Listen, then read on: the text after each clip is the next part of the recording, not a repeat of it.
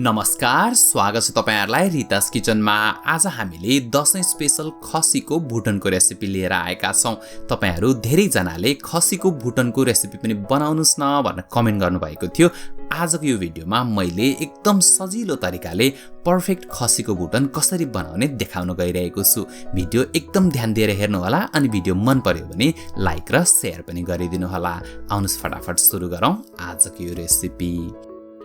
आजको रेसिपी बनाउनलाई सबैभन्दा पहिला त हामीलाई खसीको आन्द्राभुडी चाहिन्छ। मैले यहाँ लगभग 800 ग्राम जति खसीको आन्द्राभुडी लिएको छु। अब हामीले खसीको आन्द्राभुडीलाई उमाल्नु पर्ने हुन्छ। त्यसैले गर्दा एउटा फराकिलो खालको कराई लिनु होला अनि त्यो कराईमा लगभग 2.5 लिटर जति पानी एड गरिदिनु होला। त्यसको साथसाथै हामीले यसमा आधा सानो चम्चा बेसार एड गरिदिएका छौं, 1 सानो चम्चा सोप एड गरिदिएका छौं। सोपले गन्ध हटाउनमा एकदमै मद्दत गर्छ। त्यसैगरी हामीले यसमा 2 वटा तेजपत्ता पनि एड गरिदिएका छौं अनि 1.5 सानो चम्चा जति नुन पनि हालिदिनु होला। पानी उम्लिसकेको छ र पानी राम्रोसँग उम्लिसकेपछि अनि तपाईले यसमा आन्द्राभुडी एड गरिदिनु होला र यसलाई तपाईले लगभग 15 देखि 20 मिनेटसम्म उमाल्नु पर्ने हुन्छ। यसरी हामीले खसीको आन्द्राभुडीलाई उमाल्नुको दुईटा कारण छ। एउटा त हामीले यसलाई पकाउनलाई नै हो र दोस्रो चाहिँ यसमा भएको गन्ध हटाउनलाई पनि हो। अब तपाईले ढक्कन बन्द गरिदिनुस् अनि त्यसपछि मिडियम आगोमा यसलाई 15-20 मिनेटको लागि छोडिदिनुस्। यो खसीको आन्द्राभुडी लगभग 15-20 मिनेट उम्लिसकेको छ। अब तपाईले ग्यास बन्द गरिदिनु होला अनि यसलाई ठन्डा हुनलाई एकछिन छोडिदिनु होला। यो जब हात सहन सक्ने गरी ठन्डा हुन्छ अनि त्यसपछि हामीले यसलाई भिडियोमा देखाएसरी नै काटेर तयार पार्नु पर्ने हुन्छ। तपाईले यो आन्द्राभुडीलाई काट्दाखेरि एकदम सानो सानो टुक्रा नबनाउनु होला। त्यसरी एकदम सानो सानो बनायो भने चाहिँ फ्राई गर्ने बेलामा डढ्छ अनि खाना त्यति मजा आउँदैन। त्यसले गर्दा ठिक्कको साइज बनाउनु होला अनि खाना पनि एकदमै मजा आउँछ।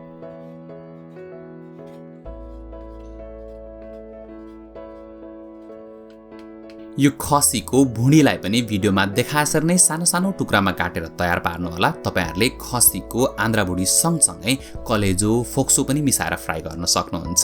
यदि तपाईहरुले दशैंमा पकाइने खसीको मासुको भिडियो हेर्नु भएको छैन भने माथि स्क्रिनमा लिंक आइरहेको छ, त्यहाँ क्लिक गरेर तपाईहरुले दशैंको खसीको मासुको भिडियो पनि हेर्न सक्नुहुन्छ। अब हामी यो भुटनलाई फ्राई गरेर तयार पार्दै छौं। त्यसैले गर्दा एउटा फराकिलो खालको कराई अथवा प्यान लिनु होला अनि त्यो प्यानमा 2 देखि 3 ठुलो चम्चा जति तेल एड गरिदिनु होला। तेललाई तपाईले सुरुमा राम्रोसँगले तताउनु होला। आगो चाहिँ मिडियम हाई बनाउनु होला अनि त्यसपछि तपाईले यसमा भर्खरै काटेर तयार पारेको सबै आन्द्राभुडीलाई एड गरेर अनि फ्राई गर्न सुरु गर्नु होला। तपाईले यसमा सुरुमै केही पनि हाल्नु पर्दैन। खाली भुटनलाई तेलमा लगभग 8-10 मिनेटसम्म तपाईले फ्राई गर्नुपर्छ। त्यसो गर्दा भुटन एकदम क्रिस्पी भएर फ्राई हुन्छ अनि त्यसपछि मात्र यसमा हामीले अरु मसलाहरु एड गर्ने छौं। यदि तपाईहरुले यसमा अहिले नै प्याज, लसुन, अदुवाहरु एड गरिदिनु भयो भने चाहिँ अदुवा, लसुन, प्याजहरु डढ्न थाल्छ अनि भुटन चाहिँ फ्राई हुनै पाउँदैन। त्यसले गर्दा भुटनलाई राम्रोसँगले क्रिस्पी हुन्जेलसम्म फ्राई गर्नु होला अनि त्यसपछि मात्र यसमा हामीले अन्य सामग्रीहरु एड गर्ने छौं।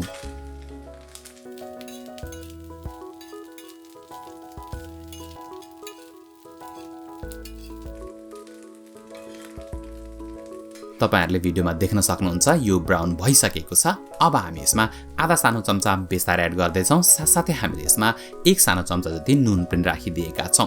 नुनलाई चाहिँ आफ्नो स्वाद अनुसार एडजस्ट गर्नु होला। अब तपाईले आगोलाई चाहिँ मिडियम लो बनाइदिनु होला। त्यसो गर्दाखेरि मासु डढ्न पाउँदैन किनकि भुटन हामीले 8-10 मिनेट फ्राई गरिसकेका छौं र यो एकदम राम्रोसँगले फ्राई भइसकेको छ।